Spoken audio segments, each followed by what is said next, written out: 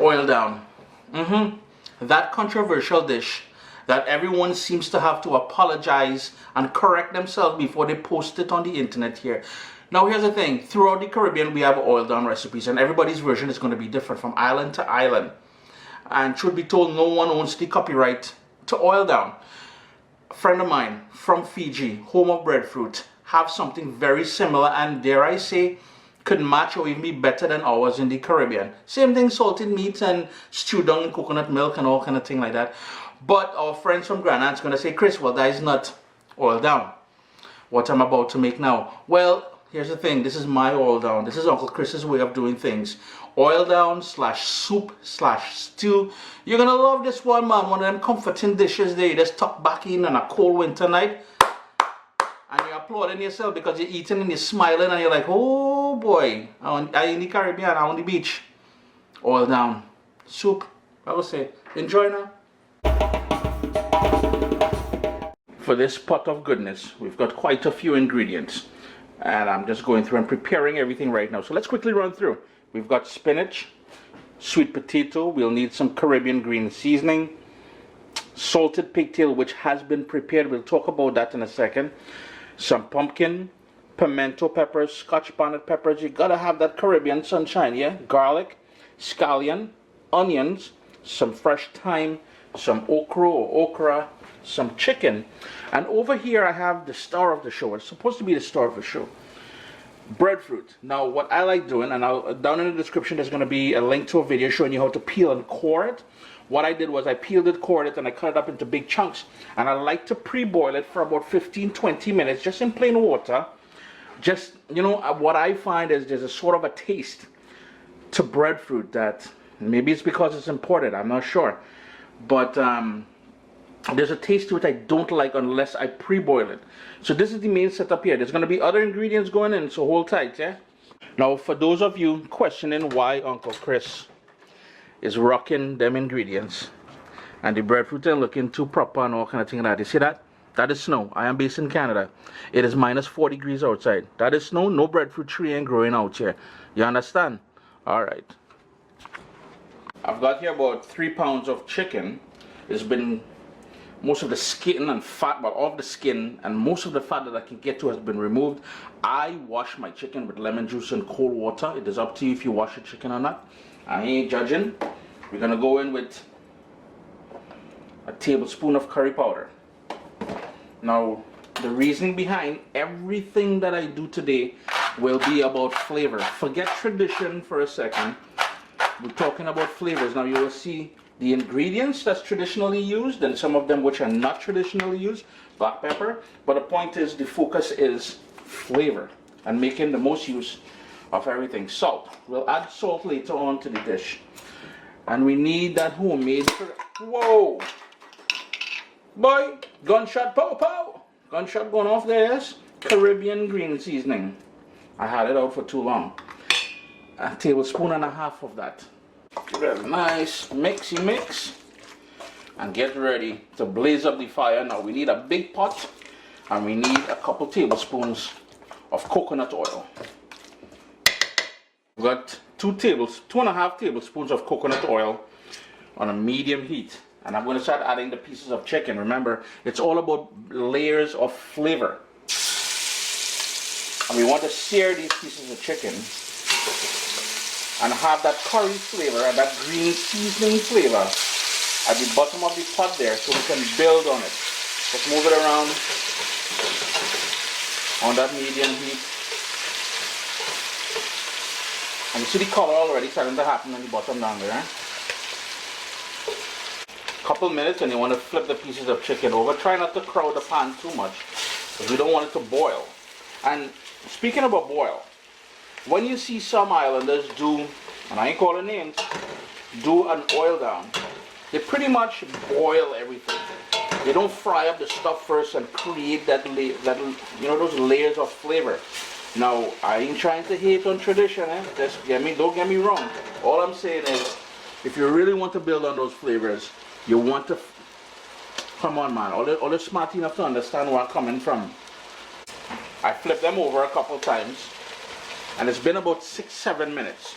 What I'm going to do now, they've developed a little bit of color, but we ain't too worried about that at that point. Same bowl where we marinated the chicken. Now, don't get tied up, eh? No cross-contamination and salmonella and all that. This is going back into the pot and it will cook correctly. But for now, we're just removing that out of the pot. Remember, our heat was at medium-high, and that is bare niceness on the bottom there. And all the can't deny, Uncle Chris know what he's talking about. Right away, bam, onion, scallion, fresh thyme. All you notice, eh? Flavors upon flavors, and the reason why we're doing it like this, as I keep saying, is to build on those flavors. Pimento peppers, or seasoning peppers. Gonna give that a quick stir. And if you guys could only smell this kitchen at this point. And that is one of the reasons why I started off with coconut oil. You're gonna get that deep, rich coconut flavor in there. Remember, an oil down, and if you don't know, scotch bonnet pepper, seeds and everything. Make it as spicy as you want. If you don't know, the reason why we call it an oil down, and nobody talks about this. No, we just go on the internet and start hating on people who do the oil down. That is the norm. The reason why we call it an oil down, when it cooks down, the oils that coconut milk is going to release is what gives it the oil in the oil down. But we're starting with some coconut oil to start with. So just imagine the complexity of flavors coming in there. And you know, this is enough garlic going in there. Turn the heat down to low and let that go for about 3 or 4 minutes. The whole idea here is to waken up all those flavors. Again, flavors, you hearing me? The breadfruit has been boiling now for about 20 minutes. What I'm going to do, I'm going to turn off the stove, drain it, and set it aside. The whole idea here was to sort of pre-cook it and to get some of that flavor I told you I don't like out of it. Some more fresh ground black pepper in there. And I'm going to be honest with you. The flavors and the smell I'm getting out of this thing here. Yo, all you need to contact the Michelin star guide people and tell them Chris has to be the first YouTuber to get a Michelin star, yes? I'm telling you, there's just bare niceness in here, boy. Oh, God. Speaking about niceness, remember that prepared salted pork, salted pigtail? That's going in there. And what you would do, you would cut it up into small pieces. And this is salted pigtail. You would soak it overnight, and then you would boil it in water. Cover it with water and boil it for about an hour. The idea is to help tenderize it and to take out most of the salt that it's been cured in. And that salted pigtail I prepared a day ago, and I had it in the refrigerator there. I'm going to crank up my heat to medium now after adding the salted pigtail. Well, the pre-cooked salted pigtail. Now, depending on how salty that pigtail is sometimes and how old the pigtail is, you may need to boil it for half an hour, toss that water out completely, add back new water, bring it back to a boil and cook it for another half an hour or so. Because sometimes it can be incredibly salty to the point where it's going to screw up your dish, yeah? But back to the Michelin thing. Don't forget, contact them now. Tell them Uncle Chris deserves a Michelin star. After about 4 minutes, after some of that pork fat has rendered, and again, flavor again we get in from there, we're going to go in with the pumpkin, and I cut them up into really big pieces because I want that to kind of maintain some of the integrity of the pumpkin. And it's been soaking in water. The only reason why I do that, and here goes that sweet potato. Again, really big pieces. The reason why it's been in water is to help prevent it from going discolored, the oxidization. Now remember that chicken, we sort of pan fry there to start off the shenanigans.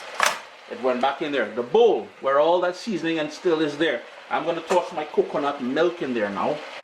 And the reason why the coconut milk looking so chunky in there, ladies and gentlemen, it was in the freezer. I showed you guys, I'm based in Canada, no coconut tree around, alright?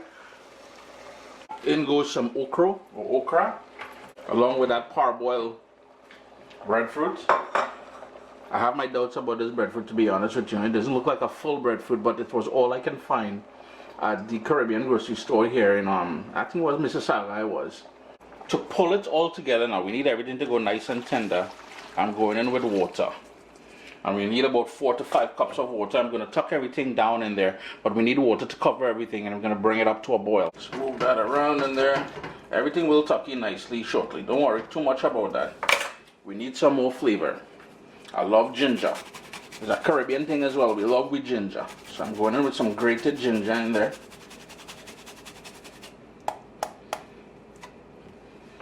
And some chicken stock powder. We're going to bring that up to a boil. Well, at some point we got to give it a stir. It took about 4 minutes for it to come up to a boil. And you notice everything is tucked down nicely in there. I'm going to give it one more quick stir. And I want it on a rolling boil to make sure everything becomes nice and tender. You will notice, later on you will taste it for salt and adjust it, but I'm not adding any salt. Simply because, one, we season the chicken with salt.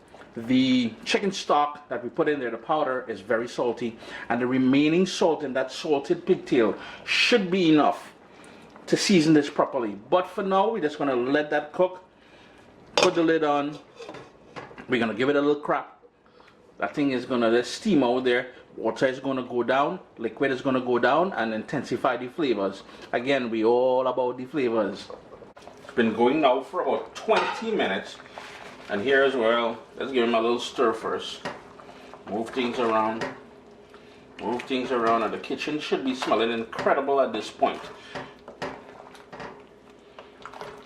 What I like doing at this point now if I had dashing bush bhaji, or taro leaves, or whatever you want to call it, you would add it here. I don't, so I'm adding what I find here in Canada, which is spinach, and these are nice big leaves.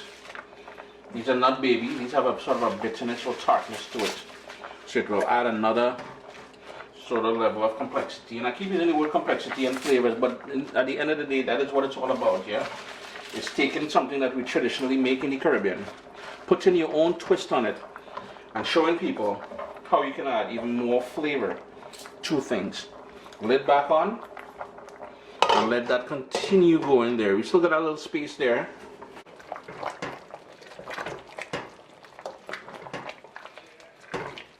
Now if you wanted to add, and if you have access to it, I don't have access to it, some green banana in here, some plantain, you know, any sort of ground provision, dasheen. Even if you want to put flour dumplings in here, you can certainly do that as well. The whole idea here is to use what you have and, you know, what you enjoy eating. Now because we pre-cooked that salted pigtail before, and we pre-cooked the breadfruit 45 minutes later. Now remember at the start there, I told you guys, this is Uncle Chris's version, and to be honest with you, it is not traditional in what you're seeing here right now. The other sort of non-traditional vibe you're gonna get from this this oil down slash, well, I guess you can consider it a soup, is that I like it very saucy with a lot of liquid in there. So yeah, you can call it a stew, you can call it an oil down, you can call it a soup. It's totally up to you. Taste it for salt and adjust it. This is the way I like it, you know, with that okra and everything falling apart. The pumpkin, you know, there's no more big pieces of pumpkin. Everything is, just look at that now.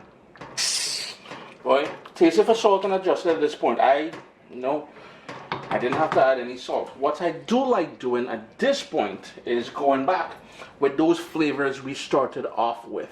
I don't know if you guys are familiar with pimento peppers. No heat whatsoever, but that flavor. They're also known as seasoning peppers. We use it quite a bit in the Southern Caribbean. I grow them in my garden, and if you can source them, please use this. And speaking about ending in those flavors, we're going to go in with shado beni, culantro, not cilantro. If you can find it, please use it. We've got some scallion, we've got some parsley, and 3 of those seasoning peppers or pimento peppers all chopped up. The whole idea is to bring back all those flavors near the end here, because as I take that stove off in about 10 minutes, what's going to happen is everything's going to get nice and thick. Give that a final stir just to bring all that niceness together. And you see how immediately it's starting to thicken up. I haven't even turned off the stove yet, but give it about 10 more minutes. Thicken up a little bit more, and you're good. Taste it for salt, eh? Chris here, Caribbean pot, a non-conventional, non-traditional, Chris loving oil down slash sloop slash stew slash soup. You're gonna love this one, man. Give it a try. Irie, comforting, boy. This is comfort right here.